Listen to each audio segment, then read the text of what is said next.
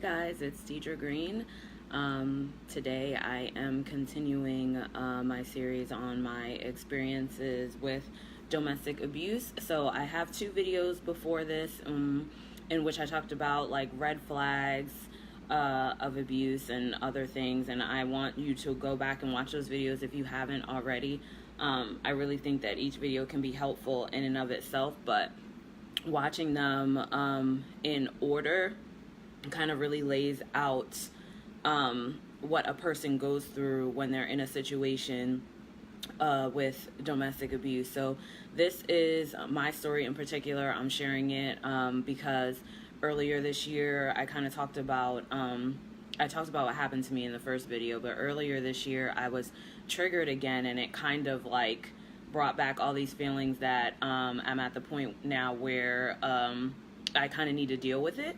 So I'm sharing my story in hopes that it will help some other people. So today's topic essentially is about the side effects of abuse, because once I finally got out of the situation that I was in, I kind of thought like, okay, it's over, it's done, like I don't have anything to worry about anymore. But essentially there were it was like a domino effect. There were several other things that happened to me as a result, or several other things that I had to go through as a result of my abuse, and I was essentially in denial for all of them.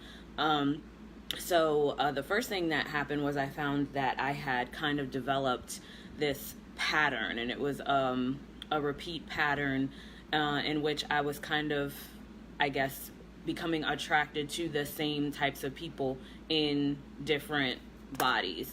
So because of what I had been through, thankfully I was able to recognize the abuse earlier on, and not have it carry on and stay with these people for years and years and years. But I did find myself constantly dating this same type of person. So I kind of want to describe to you like the type of person that now I can look back in hindsight and say, okay, like, this same type of person I keep seeing this same type of person. So I found myself meeting men who had a lot of childhood trauma. They had some unhealthy coping behaviors that I didn't really recognize at the time, but now looking back, I know that they did. And at first, the weirdest thing is that I noticed is that at first they kind of put you on this little weird pedestal, and you're kind of like, it's weird that they like me so much, or that they're going so hard or whatever, but you dismiss it because you're like, I deserve this, like I'm a good person, I'm awesome, so maybe this is what I've finally been looking for, finally somebody who sees my worth from the beginning. So obviously there's a fine line with that, because it's like, well, how do you know, and who do you know? But honestly, in the beginning, if somebody's coming on that strong and they're talking about like they want to be with you forever and all this stuff, and they haven't even really taken the time to get to know you, that's a red flag.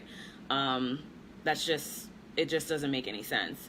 So definitely something that I think that you need to look out for and pay attention to.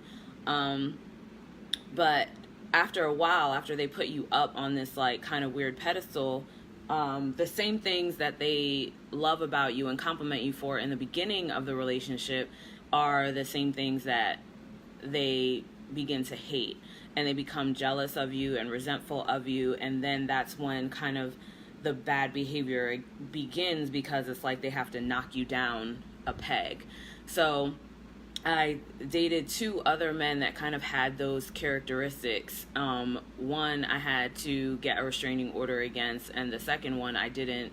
It didn't get that far, because like I said, I had been, noticing these things, and I had been through the abuse. So whenever I get into a new relationship, I'm constantly looking for signs of an abuser. So that's another thing that is a side effect of the abuse. Like, you can't get comfortable really with anybody that quickly.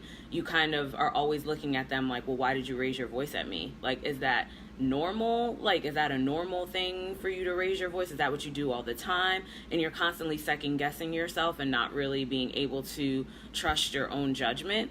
And you're constantly explaining things to yourself and talking to yourself, and it creates this level of anxiety whenever you meet a new person. So, you know, it's just, these are the side effects. Like, this is some things that I'm always thinking about whenever I was to meet a new person. And I also kind of want to be clear about this. Like, I just mentioned that I had gotten a restraining order against the one person that I met after the fact. I with my abuser, the first main abuser that I'm talking about, I want to be clear that I did go to court. And this is a big part of why a lot of people don't speak out. I did go to court after one situation in which he tried to strangle me in a car, in a moving vehicle. He was trying to strangle me with my own scarf. And a cop happened to see like all the commotion in the car, and so we got pulled over. And so that was how the situation kind of finally got to the point where, okay, now I'm going to court. So when I finally went to court and I had to, you know, get on the stand to tell my story, I was I was very nervous. He's obviously sitting right there in front of me. I hadn't seen him since that particular attack. And his lawyer, like, just ripped me apart. Like, just completely ripped me apart. I broke down completely on the stand. I couldn't continue with the questioning, and it's because his line of questioning was constantly like, why didn't you just do this, and why didn't you just do that, and you've been with him for so long, so, you know, is he really abusing you? And it was kind of like he was implying that I was making the situation worse than what it was. He even went so far to say that he was strangling me with the scarf, or he was pulling on the scarf trying to save me because I had become out of a moving vehicle or whatever. So that was one of the things that happened. Then on top of that, sorry, I just had a phone call come through that was kind of distracting me a little bit. So that was a horrible experience. So I didn't continue with the court process after that because I just wanted the shit to be over. I just didn't want to do it anymore. But that line of questioning like stuck with me, and it kind of made me feel like the whole thing was my fault. And then after that, I just dropped everything because I didn't want to deal with it anymore. But then more side effects started coming, right? So I stopped sleeping. Hey Tammy, thank you for watching. I stopped sleeping. I was angry a lot. I got into some crazy fights with my mom. And she told me that she didn't recognize me anymore. Like, she just didn't know who I was, and it was just it was always very dramatic in the house. And I felt like now, looking back, it's like I couldn't sorry, I keep getting the phone call, so now I've put it on, like, do not disturb. So I couldn't fight him, so I was, like, fighting everybody else. So after that, after she told me that she didn't recognize me anymore, I went to therapy. And when I finally got into therapy, I literally talked about everything but the abuse. So I think that is partially because in my head, I'm like, that's over now, so it can't possibly be the issue. So therapy was helpful for a ton of other things, though, a ton of other scars that were bothering me, some little issues that I hadn't healed, and so, even some big issues from my childhood, but I never sat down with her and talked about the abuse. So I was still, after going through my therapy sessions, I was still like feeling really tired and still just feeling like shit and like just being really drained. I was less angry, but I was just so tired, and that was always my thing. Like, I was just so tired. And she said that I should go to the doctor. So I went to the doctor and we did like this whole sleep study or what have you. And that's when I was diagnosed with the anxiety and the PTSD. She said that my brain the neurons were constantly firing. And she was like, when you go to sleep, you're never actually sleeping. Like your brain is never hitting REM. So I was literally always on like high alert. So then I got put on a sedative. And I started taking this sedative every single day and lying about the reason why I was taking the sedative. So, because I would just tell people, well, oh, I just have like a sleep disorder. But really, it was the anxiety and the PTSD that was causing me not to be able to sleep. So I was taking this sedative every day, and I really honestly hated how it made me feel. So I weaned myself off of it. Weaned myself off of the sedative, and started doing like sleep exercises, like listening to whale noises and stuff like that. And I started doing meditation apps to help me fall asleep. Didn't really always sleep all the way through the night, but it was better for me than taking the sedative because I couldn't deal with like the brain fog, and I couldn't deal with the brain fog, and I just couldn't deal with not feeling like myself too much. So, you know, that kind of brings me to this point. I mean, I've had all these side effects that I've had to deal with from this abuse that happened like 10 years ago. So it's always been like an undercurrent of my life and always affected all these different facets of my life. So it's never just the abuse.